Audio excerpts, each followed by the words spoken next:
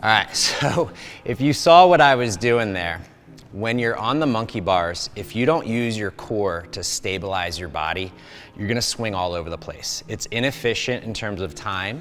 It's dangerous, as you saw my hips almost hit that pole. And it can cause you to slip off, even potentially falling not on the mat, but falling off to the side. So you really gotta engage your core to make sure your hips don't move side to side as you're doing the monkey bars.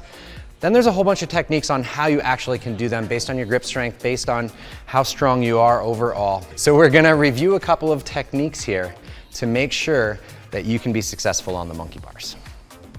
So the first technique is based on matching, meaning your hands are gonna always be on the same bar. You're trying to minimize the amount of time that you're ever hanging from one hand. This is great if your grip strength isn't very good. So if you can't hold on for at least 10 seconds from two hands, you absolutely should match. If you can't hold on for at least 2 seconds with one hand, you're gonna need to match, you're gonna peel off. So watch how I actually do this. I get my hands up and I'm gonna just reach one bar and then quickly get that other hand on. So, matching technique.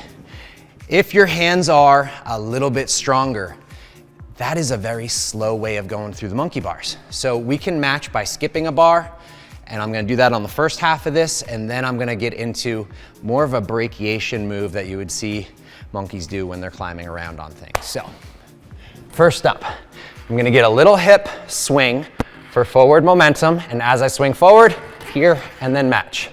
Get a little hip swing again, and match, match. Now, I'm gonna actually brachiate. One, and then the other.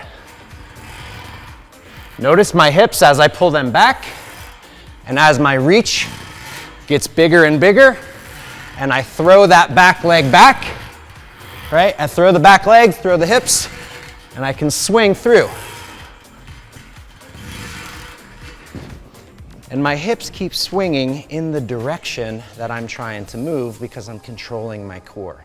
So that's a much better way to progress over time as your hands get stronger. I'm gonna now demonstrate one more technique some people find very helpful, and that's a lateral move. This can be done with matching or not. Your hands might end up crossing over. Some people just feel more comfortable with this way. So I jump up and I can match. I can also skip.